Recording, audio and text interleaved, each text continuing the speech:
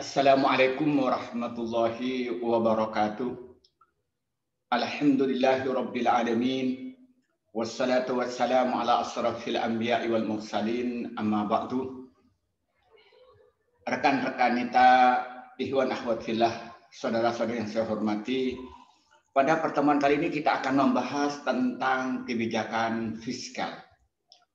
Kenapa jadi penting kita memahami tentang kebijakan fiskal kita ini? Kita biar tahu bagaimana pemerintah melakukan kebijakan-kebijakan yang berkenaan dengan pajak, berkenaan dengan subsidi, bicara tentang pendapatan pemerintah dan pengeluaran pemerintah dalam rangka meningkatkan pertumbuhan ekonomi suatu negara, dalam rangka meningkatkan kesejahteraan suatu negara, dan bagaimana mereka itu menjaga keseimbangan harga di pasar. Karena dengan pemahaman yang cukup tentang kebijakan fiskal, kalau ketepatan nanti kita itu menjadi orang yang mempunyai jabatan dalam rangka untuk mengembangkan ekonomi masyarakat, kita paham. Paling tidak kalau kita menjadi rakyat biasa atau menjadi dosen, kita tahu apa upaya-upaya dilakukan oleh pemerintah dalam rangka meningkatkan pendapatan masyarakat, dalam rangka meningkatkan kesejahteraan masyarakat dalam melakukan kebijakan-kebijakan fiskal. Nah, maka dengan pemahaman yang cukup ini, maka kita ini nantinya kita itu akan mempunyai pemahaman yang cukup tentang kebijakan fiskal. Nah, dalam pertemuan kali ini kita akan membahas tentang kebijakan fiskal dalam perspektif ekonomi Islam. Sehingga kita punya pemahaman yang cukup bagaimana itu Islam melakukan upaya-upaya untuk kesejahteraan masyarakat dari sisi kebijakan fiskal. Nah, lebih dulu kita akan memahami tentang apa sih kebijakan fiskal itu. Kebijakan fiskal itu adalah kebijakan yang dilakukan oleh pemerintah dengan cara meningkatkan atau mengurangi pendapatan dan belanja negara untuk mencapai tujuan yang diharapkan, seperti mengurangi jumlah pengeluaran atau mencapai pertumbuhan ekonomi yang sudah ditargetkan. Jadi kalau kita memahami tentang kebijakan fiskal itu, yang pertama adalah kebijakan yang diambil oleh pemerintah untuk meningkatkan pendapatan. Bagaimana cara meningkatkan pendapatan? Mungkin dia menaikkan pajak, atau mungkin lebih menggerakkan misalnya itu badan usaha yang dimiliki oleh pemerintah, atau lebih meningkatkan sektor real sehingga itu akan meningkatkan pendapatan pemerintah. Atau pemerintah melakukan kebijakan dalam rangka itu mengurangi pendapatan. Artinya pada pemerintah mengurangi pendapatan dengan tujuan masyarakat itu pendapatannya lebih meningkat. Misalnya pemerintah itu mengurangi pajak. Mungkin ada sektor tertentu yang dulu pajaknya misalnya 5% diturunkan menjadi 2%. Bahkan diturunkan ke 0%. Pemerintah mengurangi pendapatan dalam rangka supaya nanti sektor real bergerak lebih bagus. Karena nanti harga itu menjadi seimbang. Yang dulunya mengalami inflasi, harga tinggi menjadi turun.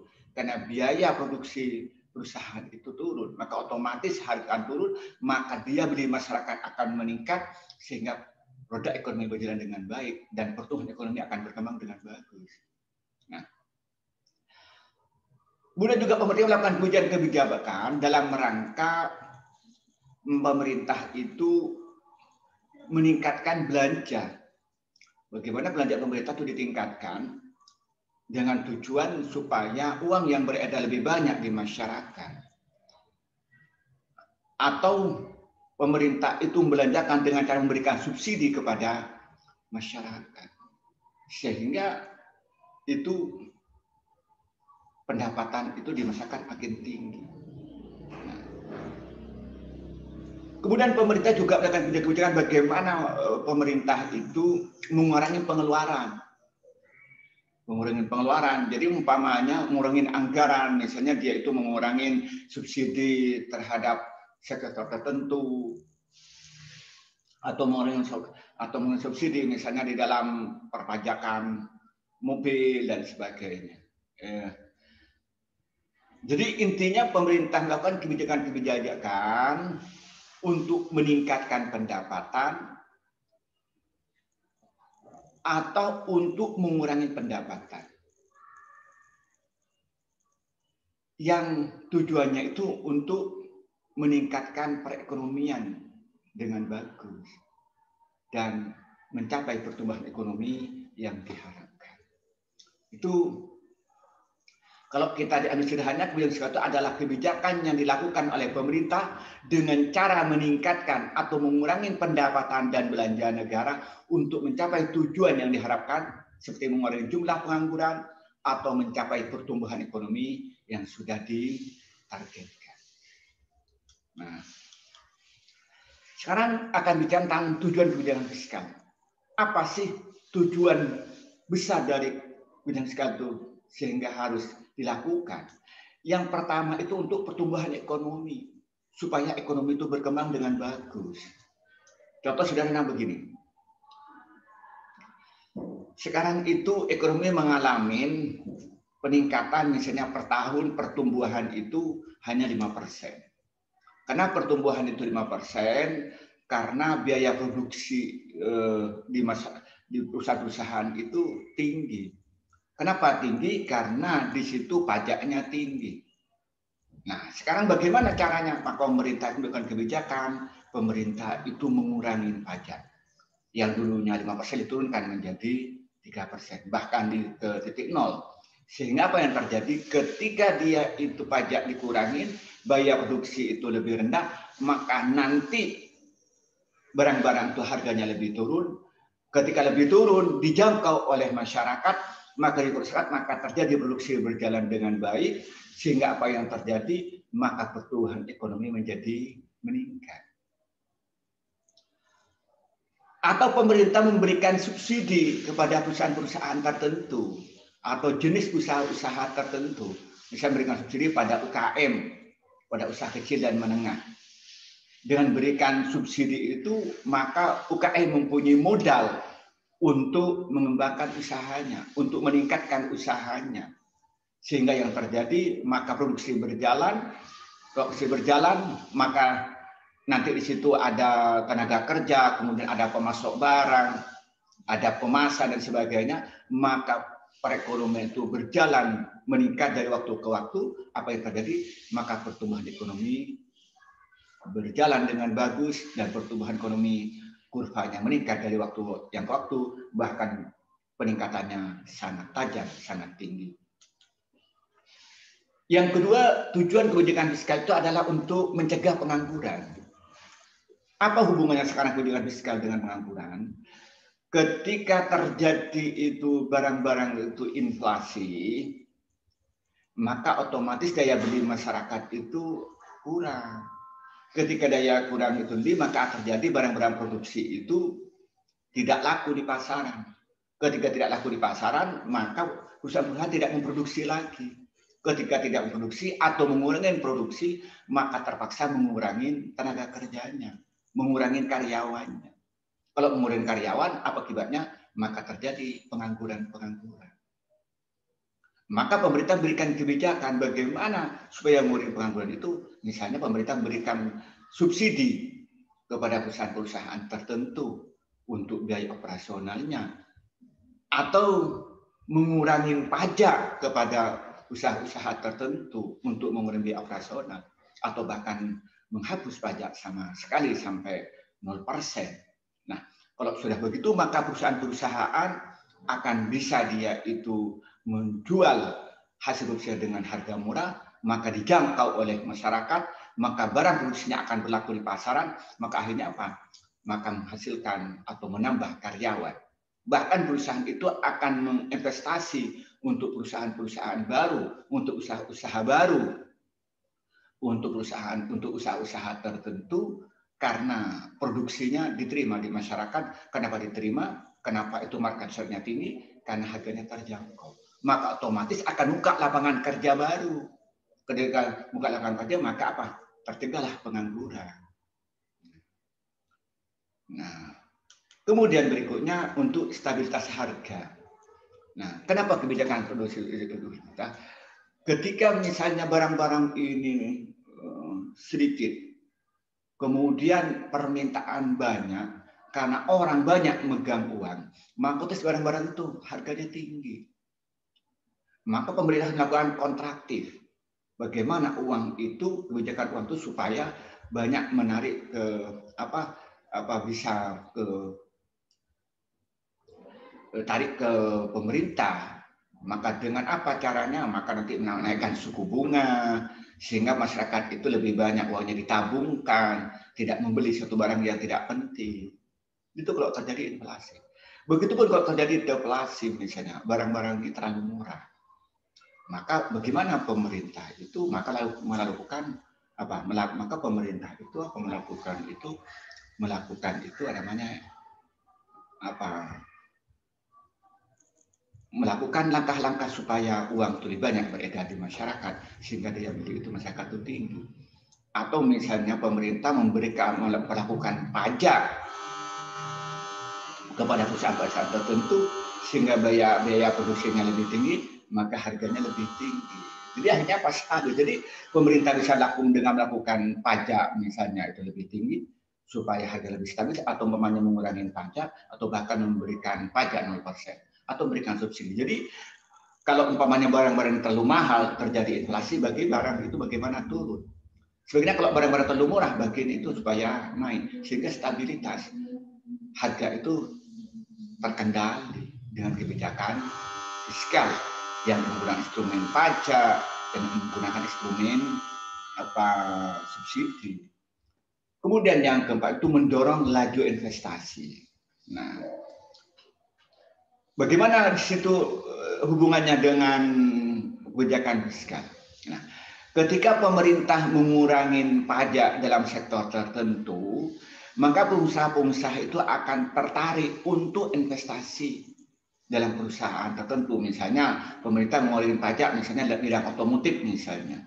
Maka otomatis pelaku-pelaku bisnis di otomotif dia akan lebih banyak mengembangkan karena pajaknya ringan, bahkan dihapus 0%.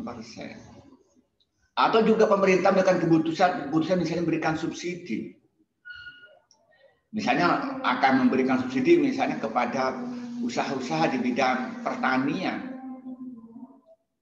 Misalnya pupuknya ada subsidi, dan pengolahan transportasi ada subsidi, maka apa?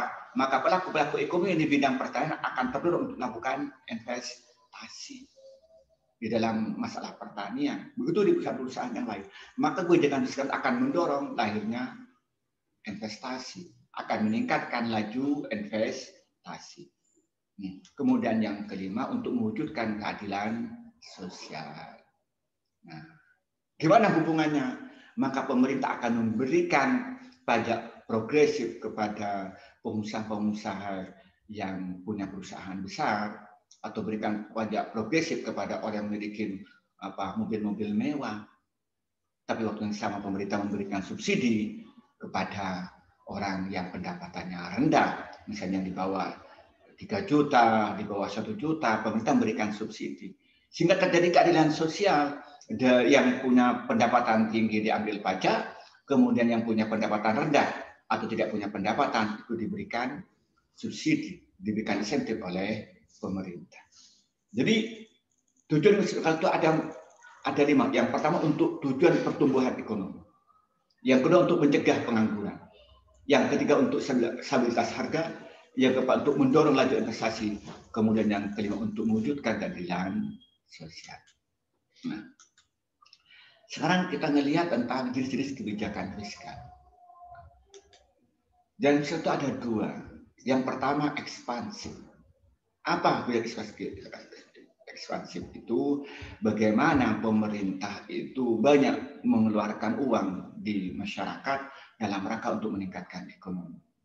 Misalnya pemerintah itu memberikan subsidi dalam hal-hal tertentu, memberikan bantuan tunai kepada masyarakat yang pendapatannya di bawah 1 juta atau memberikan insentif kepada prakerja misalnya. Itu ekspansif.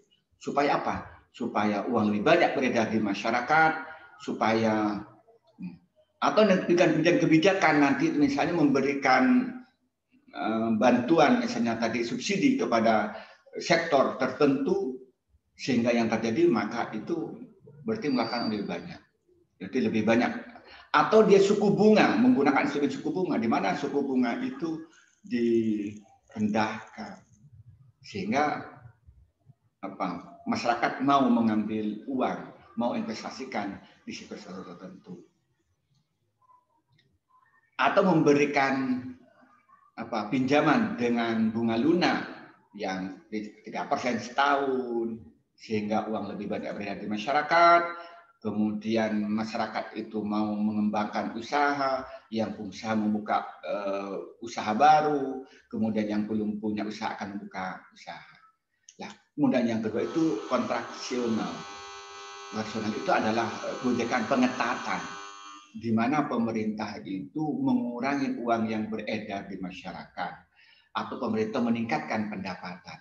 Bagaimana caranya? Maka pemerintah itu akan meningkatkan persentase pajak. Misalnya dalam sektor tertentu yang dulunya pajaknya itu 0%, kemudian dikenakan pajak misalnya 3%. Yang dulu pajaknya 3% dinaikkan 5%. Bahkan misalnya dalam tertentu dari 5% menjadi 10%. Nah, itu melakukan namanya, dan pemerintah mengurangi subsidi. Nah, itu namanya kebijakan kontraksional. Jadi, jenis kebijakan fiskal itu ada dua, ada ekspansif, ada kontraksional. Kemudian berikutnya kita akan bahas tentang komponen kebijakan fiskal. Apa komponen yang harus kita ketahui? Yang pertama adalah kebijakan perpajakan. Jadi pemerintah mengenakan itu adalah pajak. Itu bidang fiskal. Pajak yang dikenakan pada masyarakat. Dengan artian kalau pemerintah ingin mendapatkan pendapatan lebih tinggi, maka berarti pajaknya itu lebih tinggi atau jenis-jenis yang kena pajak itu lebih banyak. Misalnya orang yang mempunyai sepeda, ya sepeda biasa yang bagus, yang nilainya di atas 20 juta, maka kena pajak misalnya. Itu kebijakan pajak. Atau misalnya mobil-mobil yang kategori merah, maka kategori mewah, maka mungkin pajaknya lebih tinggi daripada mobil yang sederhana. Atau misalnya mobil pribadi pajaknya lebih tinggi daripada mobil yang digunakan untuk kepentingan pengangkutan kebijakan mobil-mobil yang untuk transportasi umum misalnya. Itu kebijakan perpajakan. Nah, yang kedua apa? Kebijakan pengeluaran. Jadi pemerintah itu akan mengatur tentang pengeluaran pemerintah, tentang volume apa besar atau kecil. Ketika pemerintah itu pendapatan banyak dan ingin menggerakkan masyarakat, otomatis pemerintah akan berpikir untuk pengeluaran lebih banyak. Tapi ketika pendapatan pemerintah kecil, karena misalnya pendapatan dari pajak kecil, maka pemerintah berpikir pengeluaran itu lebih ketat, lebih sedikit. Itu namanya kebijakan fiskal. Kemudian komponen yang ketiga, kebijakan investasi dan disinvestasi. Maka kebijakan bagaimana mendorong investasi. Jadi bagaimana pemerintah misalnya itu mendorong dengan investasi, memberikan pinjaman pada usaha-usaha tertentu supaya nanti bisa investasi. Atau mengurangi pajak kepada usaha-usaha tertentu supaya mendorong pelaku ekonomi mau investasi. Atau sebaliknya, disinvestasi. Bagaimana kita mulai investasi? Misalnya pemerintah melihat ini daerah tertentu sudah polusinya sangat tinggi. Nah, maka pemerintah memberikan kebijakan bagaimana memulai investasi daerah tertentu atau dalam usaha tertentu. Nah, itu. Kemudian yang keempat, pengelolaan utang atau surplus. Nah, kebijakan pemerintah dalam masalah kebijakan fiskal berpikir kalau pendapatan pemerintah itu lebih tinggi dari belanja, itu terjadi surplus. Maka pemerintah dengan mudah dia mengalokasikan dana yang dimilikinya untuk kebutuhan pemerintah dan untuk menggerakkan ekonomi, untuk menanggulangi pengangguran, untuk buka lapangan kerja baru. Tetapi ketika pemerintah itu tidak bisa memenuhi kebutuhan karena pendapatan yang didapatkan dari pajak atau lainnya di bawah APBN, di bawah kebutuhan negara, maka ya harus jalan keluarnya adalah utang. Baik dengan utang itu menjual sesuatu berharga, obligasi di dalam negeri, atau obligasi kepada investor asing, atau kepada negara-negara donor, itu tidak boleh dihindari. Jadi kebijakan fiskal itu ada 4. Ada kebijakan perpajakan, kebijakan pengeluaran, kebijakan investasi dan disinvestasi, dan yang keempat pengelolaan utang dan surplus. Nah, berikutnya kita akan mengenal instrumen kebijakan fiskal. Apa instrumen-instrumen yang digunakan dalam kebijakan fiskal itu?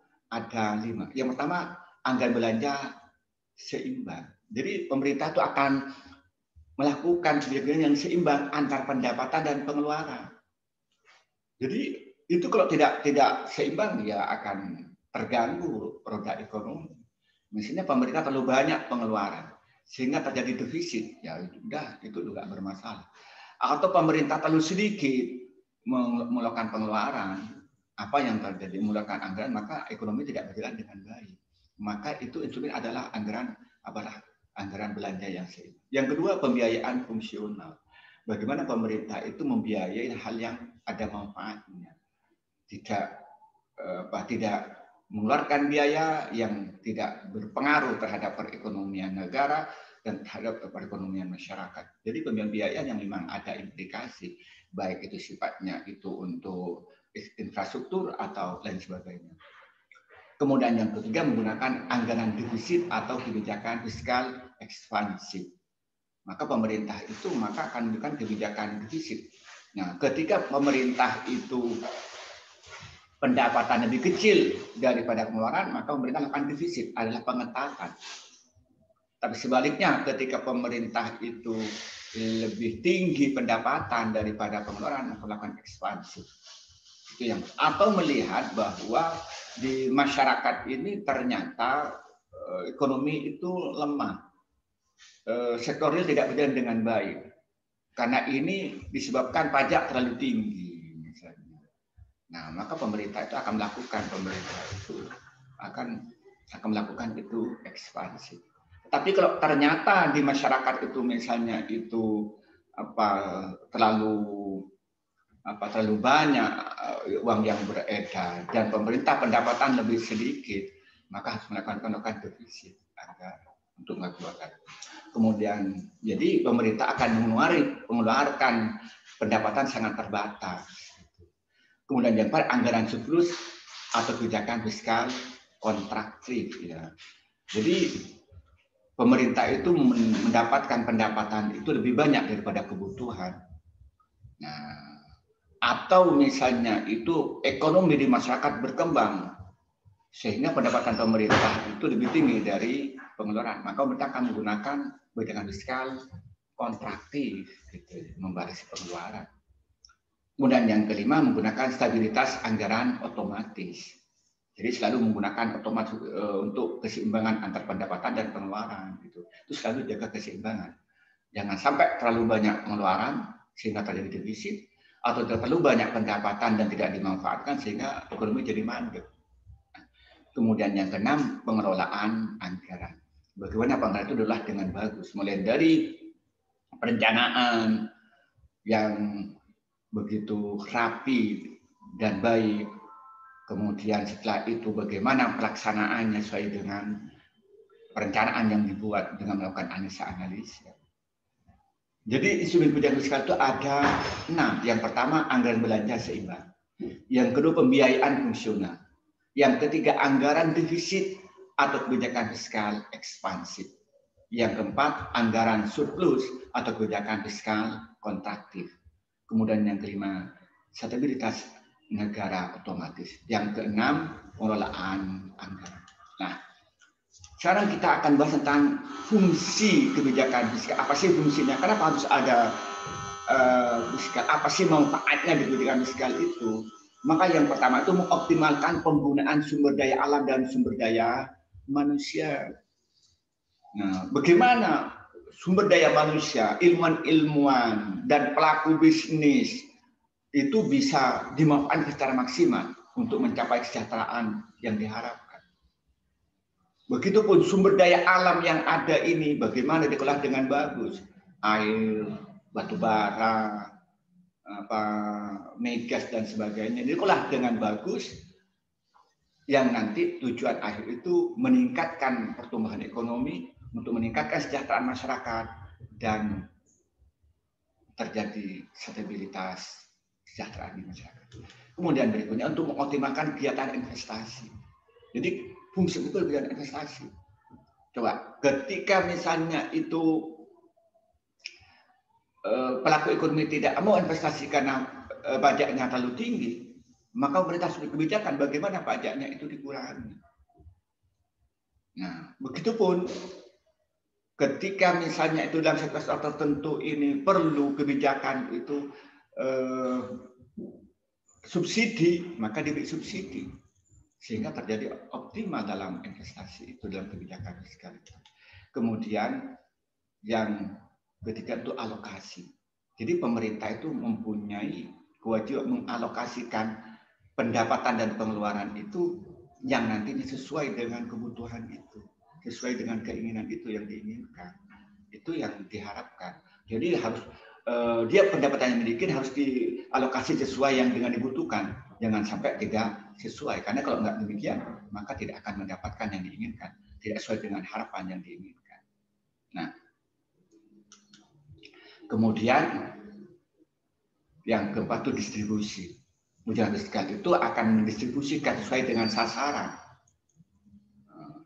Dari mana pemerintah itu mendapatkan pendapatan dari pajak dan bagaimana pemerintah pengeluaran, baik itu berupa subsidi atau berupa bantuan dan sebagainya, itu yang dilakukan. Kemudian berikutnya fungsinya itu adalah untuk stabilisasi, untuk menstabilkan harga, untuk menstabilkan ekonomi, untuk menstabilkan pertumbuhan, gitu, berjalan dengan bagus. Kemudian yang terakhir itu untuk pembangunan. Bagaimana pembangunan berjalan baik, baik fisik maupun non fisik. Yang fisik misalnya seperti bangunan, infrastruktur, atau non fisik seperti pendidikan dan sebagainya. Nah, jadi fungsi kebijakan fiskal itu ada 6. Mengoptimalkan penggunaan sumber daya alam dan sumber daya manusia, mengoptimalkan kegiatan investasi, alokasi, distribusi, stabilisasi, dan pembangunan. Nah, sekarang kita akan melihat dulu tentang ciri-ciri kebijakan fiskal ekonomi Islam. Ya, bahwa ciri-cirinya kebijakan ekonomi Islam itu ada 3. Yang pertama, pengeluaran negara dilakukan sesuai pendapatan, sehingga jarang terjadi defisit anggaran. Jadi di dalam ekonomi Islam itu, dalam kebijakan fiskal itu harus melakukan perencanaan yang hati-hati. Harus betul-betul dikaji dengan betul pendapatan negara. Sehingga ketika dia itu mengkaji dengan itu, maka membuat anggaran untuk pengeluaran itu sesuai dengan pendapatan, bahkan harus terjadi surplus. Sehingga apa yang terjadi tidak terjadi defisit anggaran. Maka ekonomi akan terkendali. Yang kedua, sistem pajak proporsional. Pajak dalam ekonomi Islam dibebankan berdasarkan tingkat produktivitas. Jadi kita ini pajak akan ditingkatkan sesuai dengan produknya. Makin tinggi maka nanti pajak makin tinggi. Bukan jumlah barang, tapi mana ini yang layak untuk lebih ditinggikan pajaknya. Karena itu pemerintah akan melihat dengan bagus, dengan jernih, di mana sebenarnya pajak yang lebih tinggi dan mana yang lebih rendah. Itu berdasarkan produktivitas. Kemudian yang ketiga itu penghitungan zakat berdasarkan keuntungan, bukan pada jumlah barang.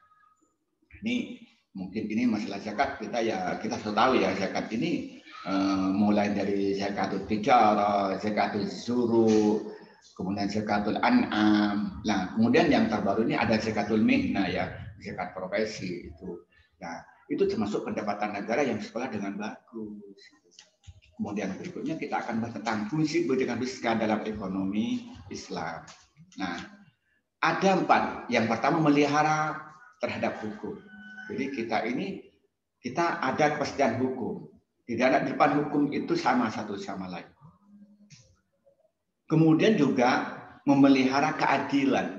Jadi kita keadilan antara yang kaya dan yang miskin, antara pengusaha dan karyawan itu harus menjaga kestabilan, keadilan. Kemudian juga untuk memelihara terhadap pertahanan negara jangan sampai goyah.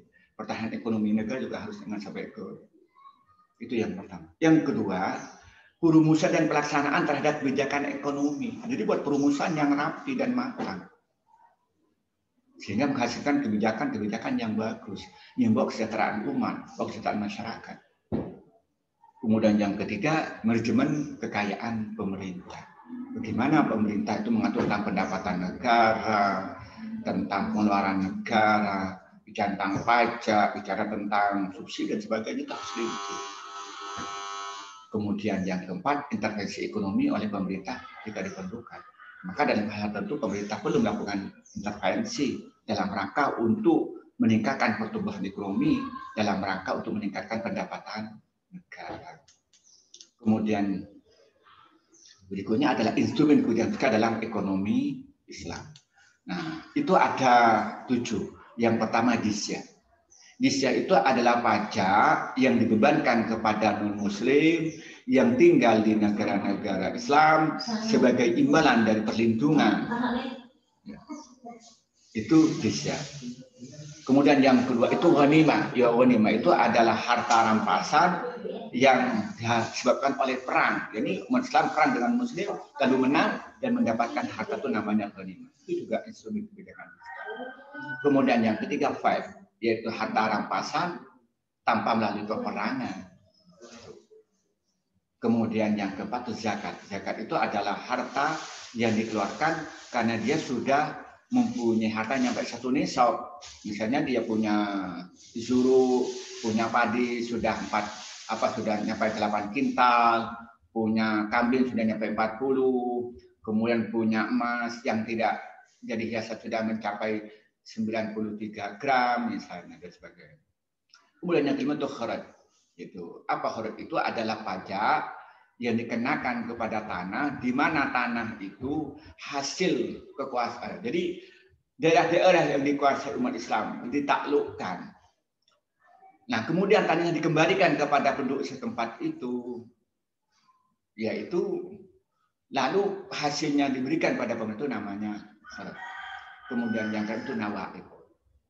Nawaib itu adalah pajak yang dibebankan kepada umat Islam di mana negara itu karena mempunyai kesulitan ekonomi yang tidak cukup untuk memenuhi kebutuhan, maka terpaksa ada pajak yang dibebankan kepada umat Islam itu namanya yang tadi amwal ahla. Itu di mana ada harta-harta yang pemiliknya nggak ketemu.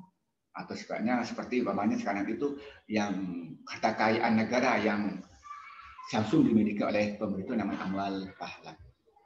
Jadi instrumen kebijakan fiskal itu ada jizya, ada ghanimah, ada fai, ada zakat, ada kharaj, ada nawaib dan ada amwal ahla. Nah, sekian terima kasih. Inilah yang bisa kita sampaikan. Semoga bermanfaat ya pada kita semua. Nah, dengan ini jelaslah bahwa bicara tentang kebijakan fiskal itu sangat penting demi untuk meningkatkan kesejahteraan masyarakat dalam rangka untuk meningkatkan pertumbuhan ekonomi dan yang pada akhirnya akan membuat stabilitas sosial dan politik. Inilah yang bisa kita sampaikan pada pertemuan kali ini. Semoga bermanfaat. Wallahul muwaffiq ila aqwamit thoriq. Wassalamualaikum warahmatullahi wabarakatuh.